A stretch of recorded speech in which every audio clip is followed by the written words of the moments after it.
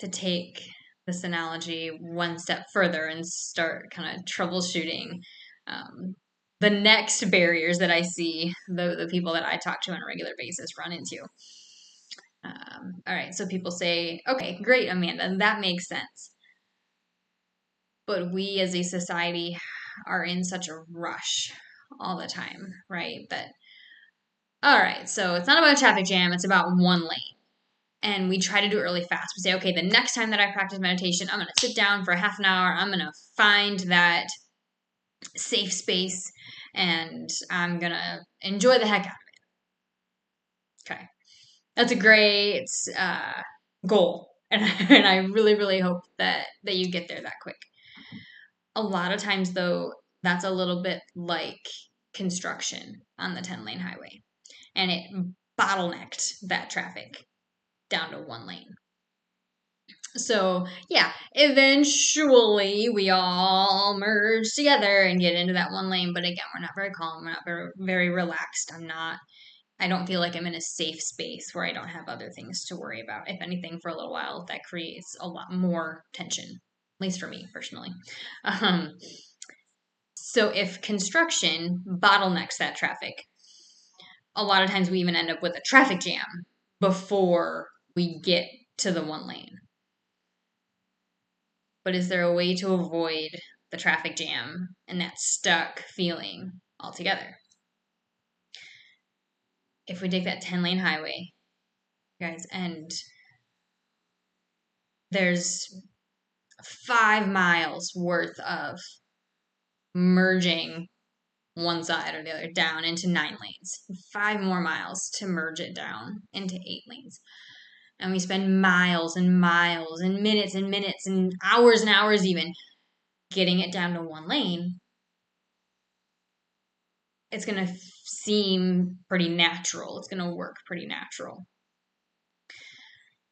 And the hardest part then of taking that analogy and applying it to our real lives is giving ourselves the time to merge lanes reasonably in our head. Miles and miles on the road might look like minutes and minutes or hours and hours, trials and trials, right? So if I'm meditating for 5 minutes once a day, I might not feel like I get down to 9 lanes for 3, 4 practices, 5 practices, 10 practices. The point is that it doesn't matter how many practices it takes for you to get to 9 lanes. If you are if you have the right, it's not about the right goal. If you have a reasonable expectation in mind, then you will notice when, hey, I'm down to 9 lanes instead of 10 lanes.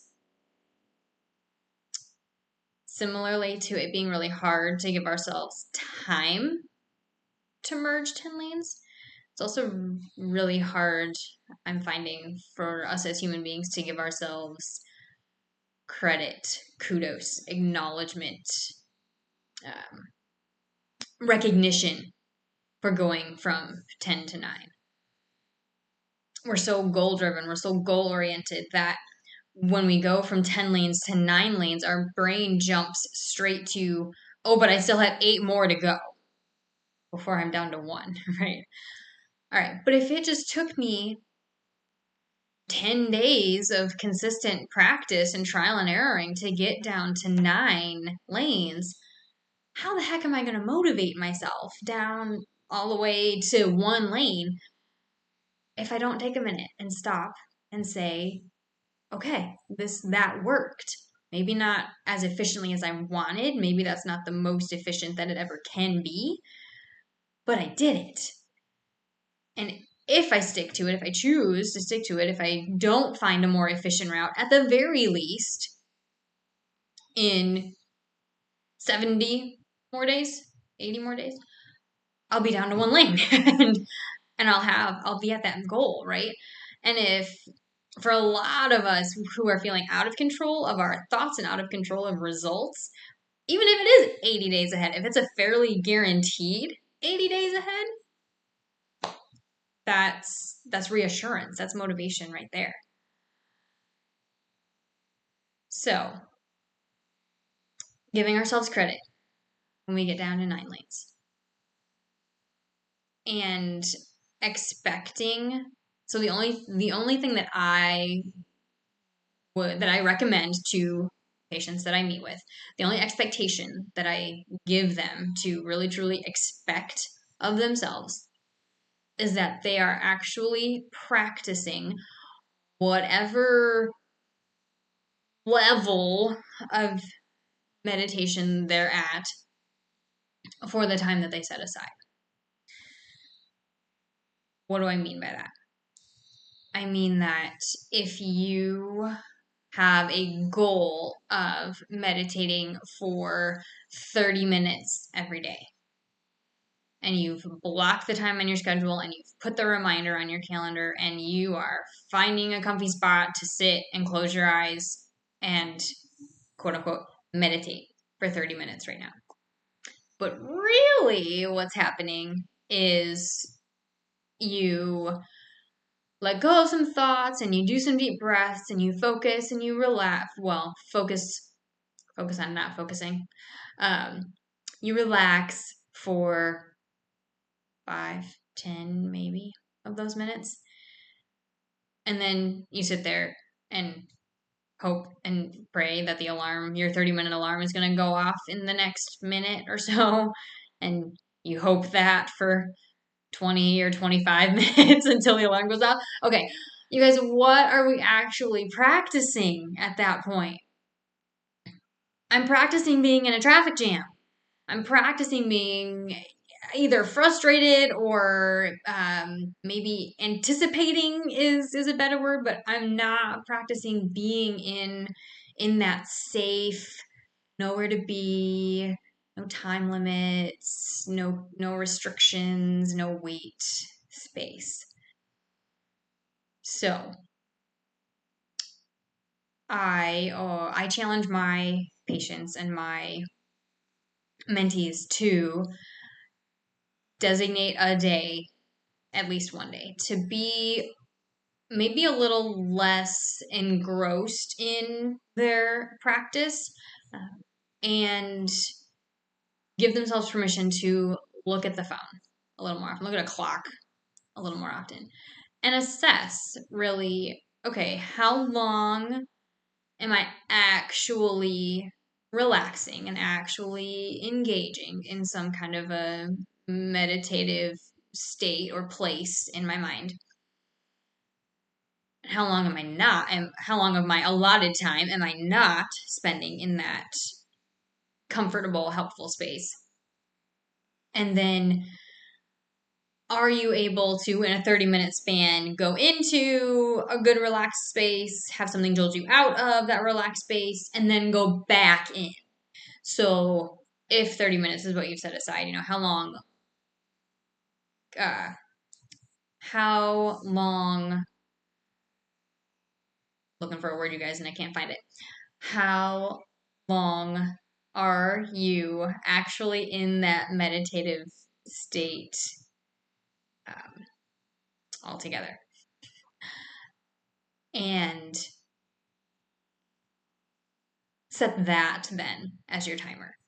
So if right now the timer is set for 30 minutes and you find that really you spend 10 minutes in a good space, bring that clock down to 10 minutes and challenge yourself to be in as relaxed, as calm, as in a space with as few, limits and responsibilities as possible for as much of that 10 minutes as possible. And when you meet that 10 minutes, then start considering 15 and bumping it up from there. Maybe you get to 10 and maybe you find that that it feels really good, right? To get all the way to 10 or to have that timer interrupt your being in your space. If there's a little bit of pride or of accomplishment that comes along with that, stay at 10 until you really feel like, okay, that's easy. It's not giving me, it's not served. 10 minutes is not serving me anymore. Maybe 15. 3 minutes, you guys, is what I recommend as the minimum. So especially if you feel like 3 is going to be a challenge for you, start at 3. 3 minutes of mindfulness has the same long-term benefits as 5, 10, 30 an hour. As long as that is your capability, right? In other words, it is not just 3 minutes that you are practicing meditation. If that's where you're at in your practice, where 3 minutes is challenging for you, then it's not just 3 minutes. It is 3 minutes. And I encourage you to pat yourself on the back for those 3 minutes and be really excited when you get to 3 minutes. And don't be afraid to go to 4 first before you go to 5 minutes as your goal. Inch yourself up there. There is a part of us there's a part of our automatic brain that is, again, with our very driven, socially sensory overwhelmed brains, we have a tendency to go, it was just 3 minutes. Like, what did I really just do for myself? I would argue, you guys, that is not your cognitive thinking brain telling you that. That's our automatic survival brain being like, hang on, is that really the best way to spend 3 minutes? And I want to tell you, yes. Yes, it is. If that's a goal of yours, then it's absolutely the best way to spend those 3 minutes. And you have absolutely done something meaningful for yourself when you spend 3 minutes meditating, attempting to meditate, building your meditation practice. There we go. And so I wish you the very, very best of luck moving forward with meditation. Maybe trying it again if you've tried it and given it up. Now that you have a new perspective on it, starting attainable, building yourself up to it, and finding how it really benefits you. Because it has benefits, it has many benefits, and not everybody sees or experiences the same ones. So I'm actually really interested to hear what you experience and how you experience those benefits. If meditation is kind of a concept that you're interested in learning more about, and if you enjoyed my traffic jam analogy here, stay tuned to this channel, and I have a follow-up planned on how emergency vehicles play a role in this traffic jam analogy. I think it's really helpful.